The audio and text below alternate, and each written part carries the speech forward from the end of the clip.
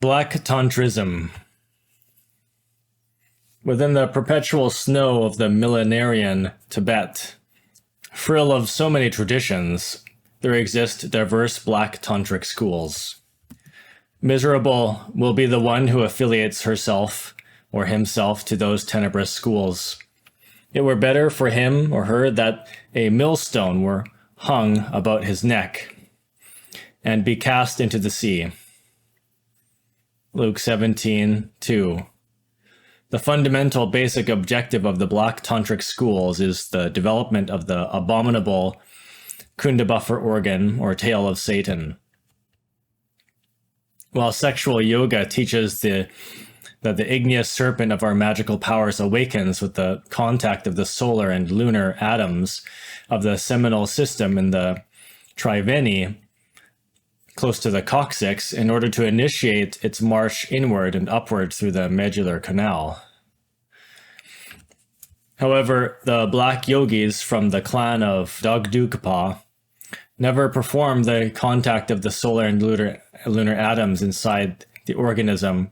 They always do it outside the organism. These black yogis, Asura Samphata, commit the crime of ejaculating the semen Shuhura during the Maituna. They do this in order to mix their semen with feminine Vraja. Thus, this is how they achieve the contact of the solar and lunar atoms within the same woman's yoni. Undoubtedly, the most difficult for these red hat bones and dugpas is the reabsorbing of the seminal liquor after having ejaculated it. A certain terribly malignant psychic type of force exists in this reabsorbing process. Incorrectly applied, the Vadvoli mudra, in combination with their mental force, allows these red hat bones and dugpas to absorb their spilled seminal liquor through their urethra.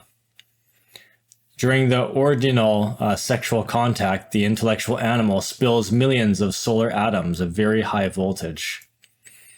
These are immediately replaced by billions of satanic atoms from the secret enemy, and these are collected from within the atomic infernos of the human being by means of the process of contraction, orgasm, of the sexual organs after the coitus. When the semen is not spilled, then the solar atoms return inward and upward through the Ida and Pingala. Then the solar atoms extraordinarily multiply in quantity and quality. However, the spilled semen with the black tantras reabsorb through their urethra by extracting it from within the vagina. In fact, it has already converted itself into a frightful accumulator of satanic atoms. When these types of abnormal satanic atoms intend to rise up to the Golgotha of the father, the brain, they violently are cast down against the coccyx by the three Akashic breaths that work in Ida, Pingala, and Shushumna. These types of seminal malignant atoms are precipitated through Ida and Pingala. They violently struggle in order to reach the brain.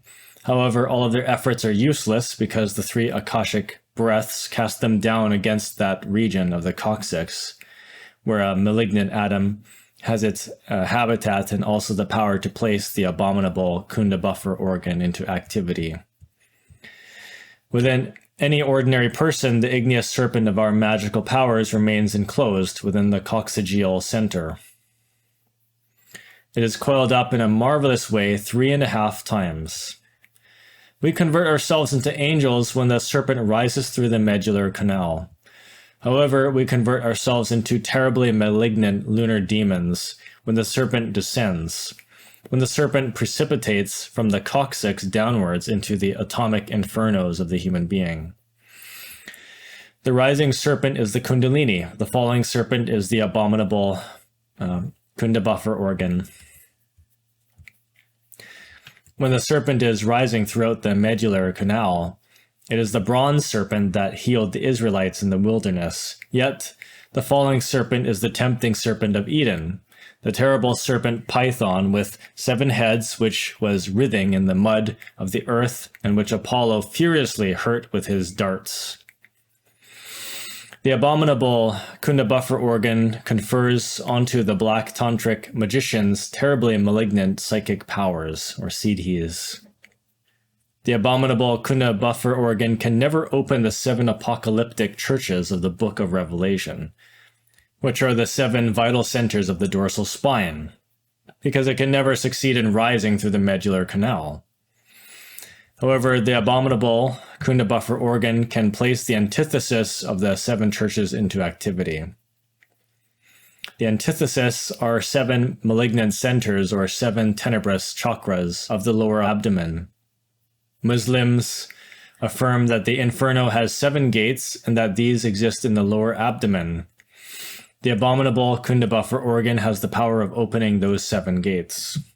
To develop the abominable Kunda Tiguador organ and to place it into activity, the 7 infernal chakras of the lower abdomen is in fact equivalent to converting ourselves into that filthy beast with 7 heads and 10 horns upon which the great harlot humanity, whose number is 666, is seated.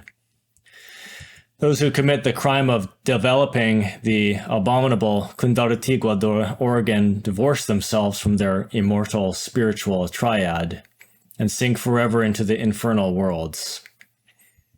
Kundalini is a compound word. Kunda reminds us of the abominable Kunda buffer organ, and lini is indeed an Atlantean word which signifies ended. Therefore, the Pentecostal fire rising through the medullary canal signifies that the abominable Kunda buffer organ comes to an end.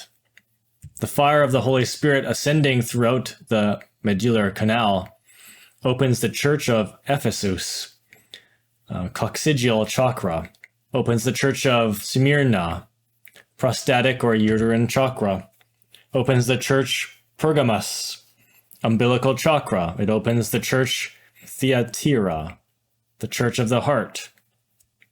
Opens the church of Sardis, laryngeal chakra. Opens the church of Philadelphia, frontal chakra. Opens the church of Laodicea, lotus of 1,000 petals, and the abominable Kunda buffer organ comes to an end. In fact, the damned serpent, the Luciferic fire, the tail of Satan, opens the 7 antithetic infernal churches from the lower abdomen. The ascending fire confers onto the innermost, the spirit, powers over Prithvi, the element earth, in the church of Ephesus. It confers powers over Apas, the water, in the church of Smyrna. It confers power over Tejas, the fire, in the church of Pergamus or Pergamus. It confers power over Vayu, the air, in the church of Thyatira. It confers power over Akash, the ether, in the church of Sardis. It confers power over the light with the eye of Shiva, in the church of Philadelphia. And it confers the union with the innermost in the church of Laodicea. Even when the abominable Kunda buffer organ, the descending fire, gives the black yogi certain siddhis, magical powers intimately related with the 7 infernal chakras from the lower abdomen, it also converts them into an inhabitant of the subterranean world, into a slave of the elements. In the Western world, the left-handed adepts have established many schools of black Tantrism. Such tenebrous organizations display sublime titles. We know the case of a certain great initiate who founded a school of white Tantrism before disincarnating. Unfortunately, he committed the mistake of leaving his son, an inexperienced young man, as general director. Thus, this naive youngster, without any true esoteric experience, soon allowed himself to be cheated by certain black tantric adepts and concluded by publicly teaching black tantrism. The outcome of all this was frightful, because some members of this brotherhood, also inexperienced, accepted the black tantric teachings and ended up converting themselves into terribly malignant demons. Sex is a stone of stumbling and a rock of falling. Sex is a chief cornerstone, elect, precious. We must never forget the words of Peter, the master of Maituna.